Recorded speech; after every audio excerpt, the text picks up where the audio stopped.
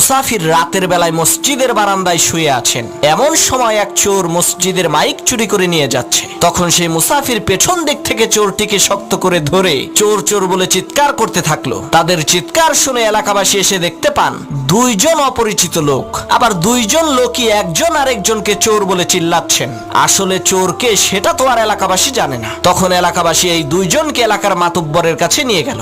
মাতব্বর বললেন, তোরা দুইজনেই চোর, তোদের শাস্তি হলো সকাল পর্যন্ত তোরা দুইজনে আত্মহত্যায় মারা যাওয়া এই লাশ পাহারা দিবি। আমরা কেউ এই লাশের কাছে থাকবো না। তাদের দুইজনকে লাশের পাশে বেঁধে রাখা হলো। তখন মুসাফির বলছে, আল্লাহ, শেষকালে তুমি আমারে চোর বানাই দিলা। আর সেই চোর বলছে, তুই আমারে ধরলি কেন বল, এই কারণেই তো তুই চোর হইলি। তখন সেই লাশ বলে উঠলো, পাইছি রে পাইছি, আসল চোর রে পাইছি।